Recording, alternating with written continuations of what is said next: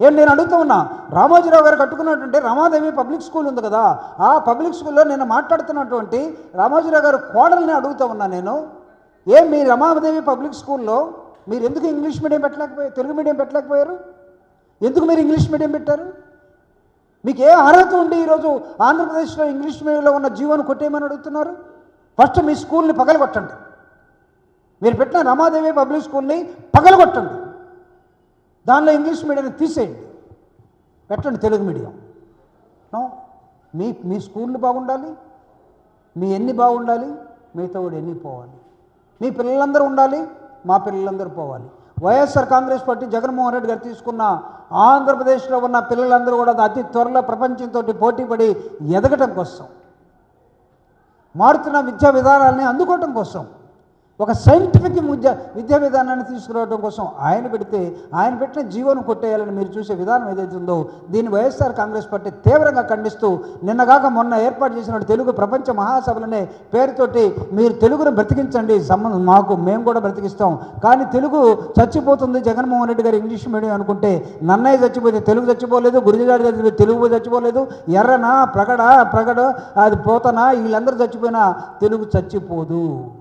మీరు అమెరికాలో ఉండి మీ పిల్లలు మాత్రం hi mummy daddy how are you, fine అని మీరు మాట్లాడాలి. మా వాళ్ళు మాత్రం ఇళ్లలో కూర్చొని అమ్మా ఏం చేస్తున్నావే ఇటు మాట్లాడుకోవాలి. ఏం కర్మయ్యా ఈ రాష్ట్రానికి. Thank you very much. Any questions?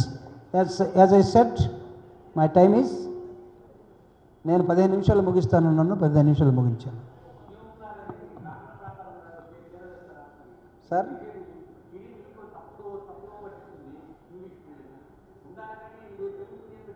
దీని మీద వైఎస్ఆర్ కాంగ్రెస్ పార్టీ ఖచ్చితంగా ఒక ఉద్యమాన్ని తీసుకొచ్చాం.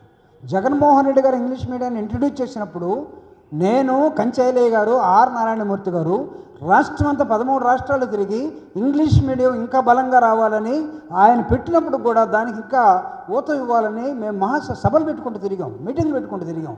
ఇప్పుడు వీళ్ళు తీసేస్తూ ఉంటే మేము రాష్ట్రం అంతా తిరుగుతాం, ఉద్యమాన్ని నిర్మిస్తాం ఇంగ్లీష్ మీడియం కావాలని. పేదవాళ్ళందరూ అంటే ఎస్సీ పిల్లలే కాదు, బీసీ పిల్లలే కాదు, గ్రామీణ ప్రాంతాల్లో ఉన్న వాళ్ళందరూ కూడా అందరూ ఎలాగో టౌన్కి వచ్చిన వాళ్ళు వాళ్ళ పిల్లలు మొత్తాన్ని ఇంగ్లీష్ మీడియంలో చదివిస్తున్నారు. గ్రామీణ ప్రాంతాలు ఎందుకంటే ఎన్ఆర్ఈజీపీ ప్రోగ్రామ్ పనులకు వెళ్ళే తల్లిదండ్రులు మా పిల్లలు కూడా యూనిఫామ్ వేసుకోవాలి, మా పిల్లలు కూడా హాయ్ డాడీ హాయ్ మమ్మీ అనాలి, మా పిల్లలు కూడా కాన్వెంట్ బస్ ఎక్కాలి, మా పిల్లలు కూడా షూ వేసుకోవాలని తల్లిదండ్రులు ఆశపడుతూ ఉన్నారు. అరే తల్లిదండ్రుల ఆశని నువ్వు కూడా వాళ్ళ ఆశల మీద నిప్పులు గుమ్ముతావు. కాబట్టి we'll start a movement against this feudal idea.